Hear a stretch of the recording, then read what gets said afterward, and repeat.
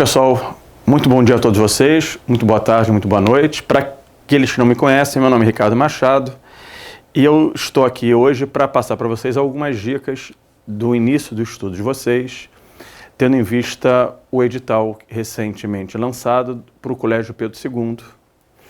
E acho uma excelente oportunidade para todos vocês. Tem cargos de nível médio, tem cargos de nível superior.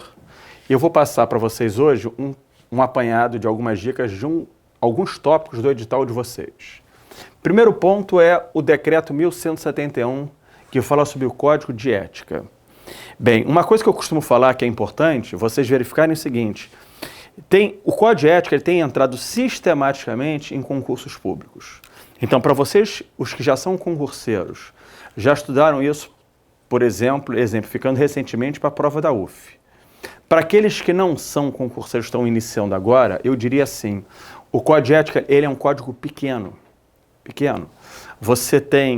Vocês conseguem assimilá-lo em pouco tempo de estudo, ok? Vocês assistindo às aulas, fazendo um estudo em casa sistemático, vocês não demoram muito para assimilar. Ele tem uma outra vantagem, ele tem uma leitura fácil de entendimento.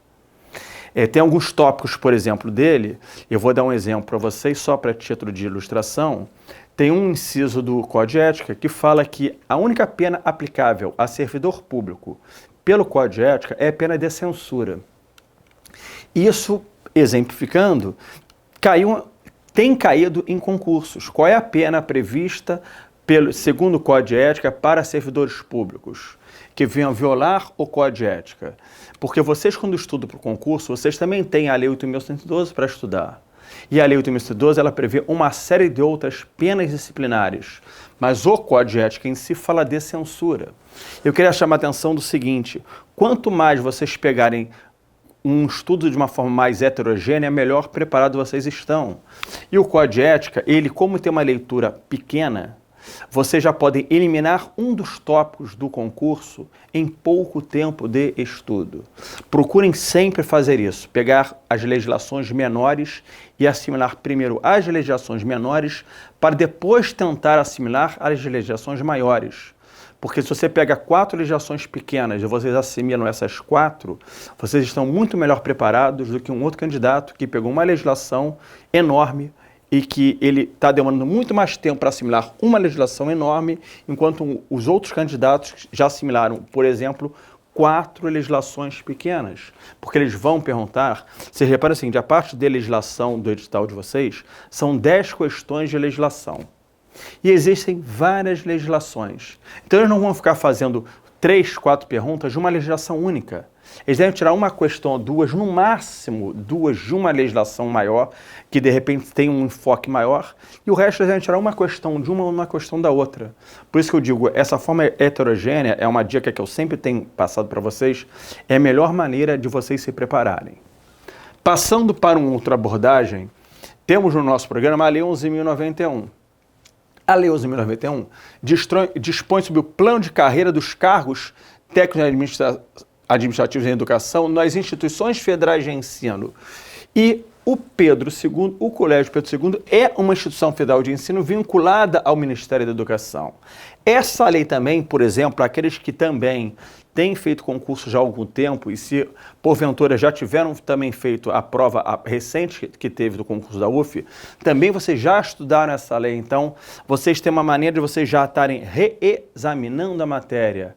Então é mais fácil até para vocês fazerem uma prova melhor ainda, porque vocês já viram isso anteriormente. E aqueles que não viram em nenhum momento, o que eu queria falar para vocês também, é uma legislação pequena.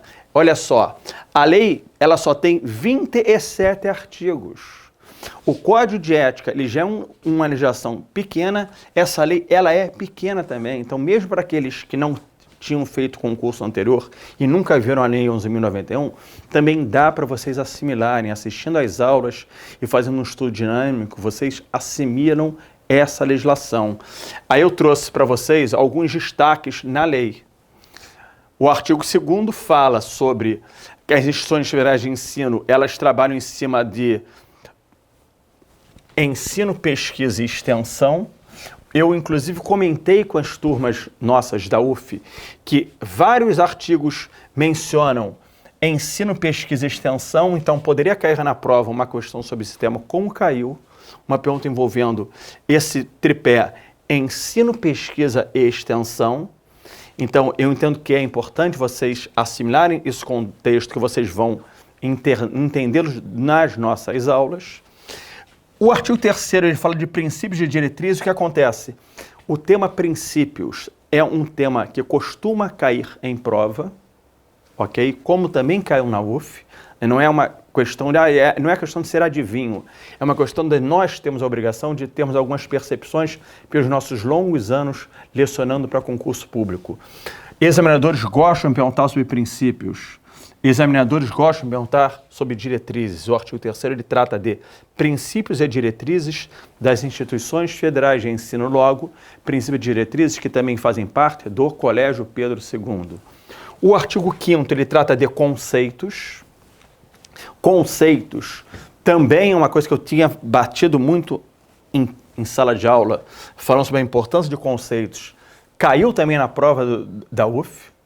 Aí, novamente, não é uma questão de ser adivinho, é que eu faço ao longo dos anos, todas as provas que vão sendo lançadas, quando as provas saem, eu analiso o tipo de pergunta que eles têm feito em prova, para exatamente poder passar uma dica mais próxima do nível de acerto. Examinadores gostam de perguntar sobre conceitos, então vocês leram um artigo de lei que trata de conceitos sobre determinadas matérias, tentem assimilar aqueles conceitos. Então, estou destacando para vocês o artigo 2º, 3º e 5º. Um tema que vocês também vão abordar no nosso módulo são o artigo 6º, fala de nível de classificação e nível de capacitação.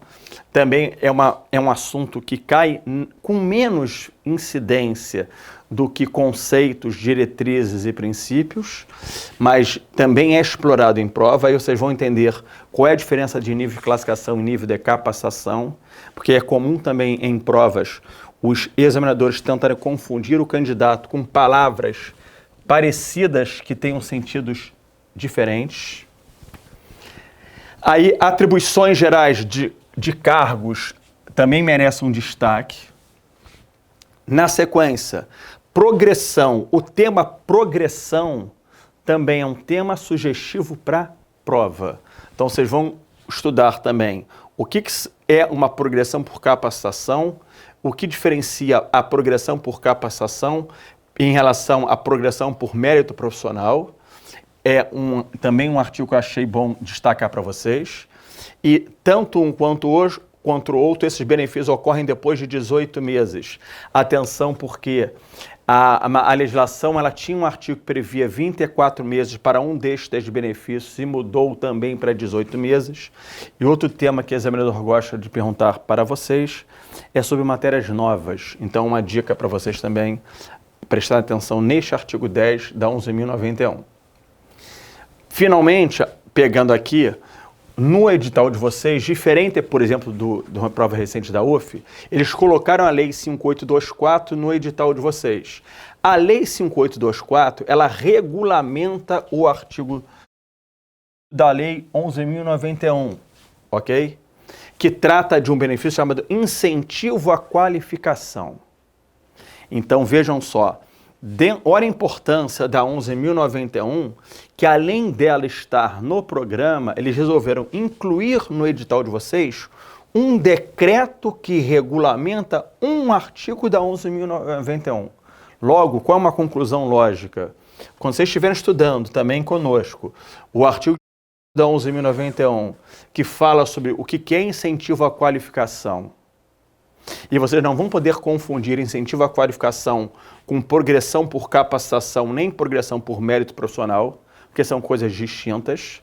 Então, vocês vão estudar para não confundir uma coisa com outra. E se eu tenho um decreto que regulamenta um artigo, qual é a consequência lógica? Este artigo 18 da 11.091, ele passa a ter uma importância enorme para vocês assimilarem. Então, tanto dentro da 11.091, quanto a regulamentação dele pela 5824. Outro tópico para vocês é a Lei 11.892. Essa Lei 11.892, o que ela fala? Institui a Rede Federal de Educação Profissional, Científica e Tecnológica, cria instituições federais de educação, ciência e tecnologia. Olha o que eu coloquei de destaque para vocês de uma legislação de 2008, tá? Em que artigo 1º dela, incluído pela Lei 12.677 de 2012. O que ocorre? Também uma legislação pequena, com apenas 20 artigos somente. E esta lei, ela criada em 2008, alterada em 2012, falando especificamente do Colégio Pedro II. Então, mais óbvio do que isso, eu diria que é impossível, né? Se um candidato vai fazer uma prova para o Colégio Pedro II, ele não assimilou bem um artigo 1º de uma legislação que traz um conceito do que é o Colégio Pedro II, ele está pedindo para errar questão em prova. Nós também vamos estudar esse conceito do que seria o Colégio Pedro II, possui uma natureza jurídica de autarquia, tá? Então esse conceito aqui será ministrado dentro das nossas aulas. Dando prosseguimento na abordagem de alguns tópicos da lei, reparem só, artigo 4º também incluído pela Lei 12.677. Mais um artigo que passou a falar especificamente do Colégio Pedro II. Ok? Artigo 4A, parágrafo único também, Colégio Pedro II. Artigo 6º da lei fala de finalidades e características. Da mesma maneira que eu falei há pouquinho, princípios, objetivos, diretrizes, conceitos, finalidades e características são palavras que são convidativas para a elaboração de questão de prova. Atenção ao artigo 6º, o 7º, objetivos, como eu já tinha falado na legislação anterior. Regra de nomeação de reitores, é importante, porque ele fala como é que você nomeia um reitor. O reitor é uma figura central de uma instituição federal de ensino. Também eles gostam de perguntar sobre isso, mandato de reitor, quem é que hoje nomeia, qual é o período do mandato, se eles podem ser reconduzidos ou não. Tudo isso é uma matéria bem sugestiva para a prova, está no artigo 12. E, mais uma vez, lá agora no artigo 13A e 13B, eles novamente, pela Lei 12.677, eles falam novamente sobre o Colégio Pedro II. Então, todos os artigos da lei que foram alterados ou acrescidos pela Lei 12.677, que tratam especificamente do Colégio Pedro II, a minha dica é para vocês assimilarem todos eles na sua inteireza. E, para finalizar as minhas dicas de hoje, também está no edital de vocês a Lei 13.146. Essa Lei 13.146 é chamado de Estatuto do Portador de Deficiência, que na verdade já é uma nomenclatura inadequada, né? Que hoje em dia a gente fala, seria a forma adequada de falar seria o Estatuto do Portador de Necessidades Especiais.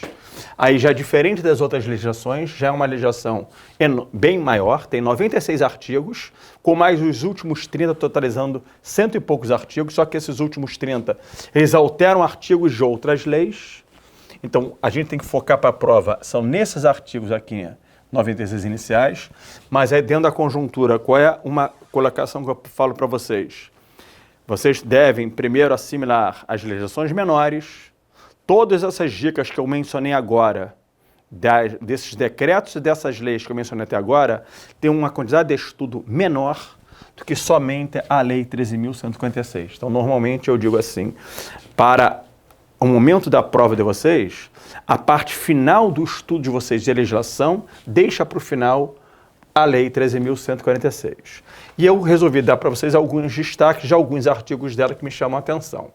Primeiro, logo o artigo 1º, que fala sobre garantias, né? Olha, a Lei Brasileira de Inclusão, o Estatuto da Pessoa com Deficiência, assegurar condições de igualdade, garantias do portador de necessidades especiais. Então, eu trouxe aqui só o iniciozinho da redação do artigo 1º, que eu acho que é importante vocês saberem logo, é a introdução do Estatuto do Portador de Deficiência. Outro artigo que me chama a atenção é o artigo 2º, que fala, olha só, ele dá uma conceituação, considera-se pessoa com deficiência aquela que. Então ela traz um conceito, o que é o Estatuto do Portador de Deficiência, como é que ele conceitua este indivíduo portador de deficiência. Acho que é um artigo bem sugestivo para a prova. Aí o artigo 5º fala em pessoas que são vulneráveis, ok? E reparem que aqui fala sobre criança, adolescente, mulher e idoso com deficiência, criança, adolescente, mulher e idoso. O que acontece? Vocês vão fazer uma prova de múltipla escolha, uma prova com 4 alternativas, e esse parágrafo único do artigo 5º, ele fala de criança, adolescente, mulher e idoso. Uma coisa que eu costumo falar com frequência também é que esses artigos, que eles se desmembram, digamos, em 4 hipóteses, e quando a prova é de múltipla escolha, como é o caso do nosso edital, eles são mais sugestivos para a questão ser de prova sobre aquele tema. Então, por isso que eu resolvi dar um destaque. Também trouxe para vocês um destaque em relação ao artigo 8º, porque fala sobre o quê? É um dever, não é só do Estado, é do Estado, da sociedade, da família, assegurar o quê? Uma série de situações. Aí eu não vou transcrever com vocês agora, vocês dentro do nosso módulo, vocês estudem isso com a gente. Então eles falam de direitos à vida, saúde, sexualidade, paternidade, etc. e tal. Os direitos do portador de necessidade especial, tá? Outro destaque que eu dei é o artigo 9º, para vocês dentro das dicas. Por quê? Fala sobre algumas finalidades. E como eu disse para vocês, palavra princípio, palavra finalidade, palavra diretriz, palavra objetivos, palavras conceitos, são temas que, quando estão numa legislação, costumam cair em prova. E, finalmente, para encerrar as minhas dicas de hoje, se vocês vão fazer uma prova para o Colégio Pedro II, que é uma instituição federal de ensino, é evidente que se o Estatuto do Portador de Deficiência tem um capítulo que trata do direito à educação, que vai dos artigos 27 ao 30, aí eu transcrevi para vocês aqui o 27, a educação constitui um direito da pessoa com deficiência.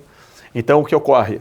É evidente que vocês terem que assimilar também na sua totalidade, na sua inteireza, o capítulo 4º, tudo que trata de educação dentro do Estatuto do Portador de Deficiência, já que vocês vão fazer um concurso para uma instituição federal de ensino, ok?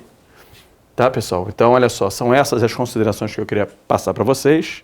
Espero que vocês aproveitem as minhas dicas e acreditem nelas, porque eu sou uma pessoa que eu procuro sempre analisar provas e mais provas para poder passar para vocês dicas.